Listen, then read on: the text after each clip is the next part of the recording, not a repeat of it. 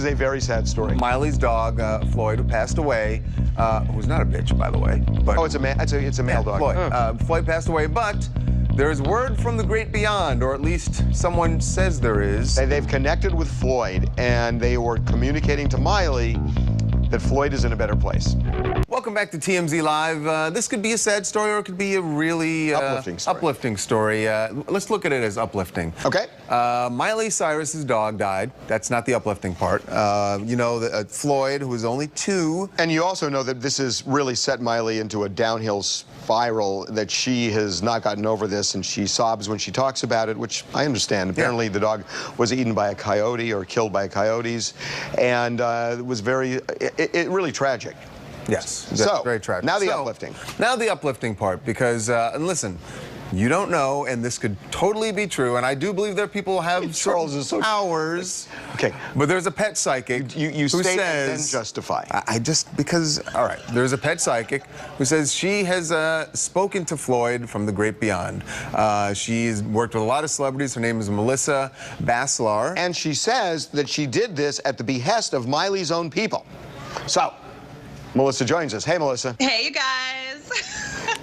Oh, you shouldn't laugh at the beginning. No, you shouldn't laugh. The first thing you should say is, Charles, you should be a believer. To you guys say that it's, you know, that is it's true, is it's not true, and that's kind of something I deal with all the time. So that's why I'm laughing. Okay, not at Miley's dog dying. So real quickly, how did you get hooked up with Miley? You know, my shop where I do the readings is right in Studio City, so we have a big celebrity clientele.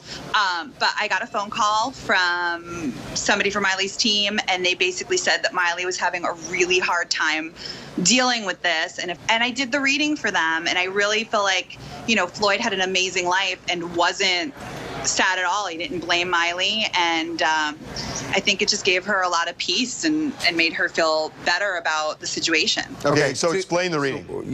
Okay, good. Explain the reading. What did Floyd say? Basically, Floyd just wanted to let Miley know that there was nothing she could have done, that even if she was home, she couldn't have stopped it. He was just a free spirit. His life with her was amazing. She was a great mom to him. They always had a good time together, and he just wanted to make sure that she knew that he was still around her, he loved her, and he wouldn't have wanted any other kind of life. He didn't have any complaints? Nothing at all?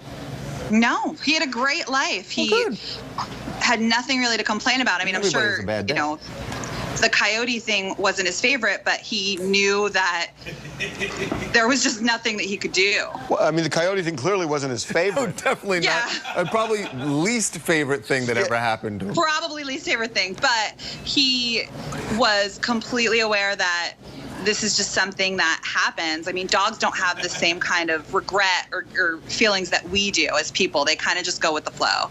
So how do you communicate? Yeah, how do you get in touch with, do they bring you, like, how do you just pull Floyd's dog out of the sky? Ether? Everything's, it's telepathic. It's all energetic. So when somebody calls me for a reading, I connect with the dog, I connect with their energy, and I usually get feelings, emotions, different things like that. So do they not, do you need a piece of clothing? Do you need a collar? Do you need, or are you literally just thinking it? It's actually usually it works with a picture, and in this case, I just Googled a picture of Floyd, I found it, and that was it. So let me ask you this. I got to ask this.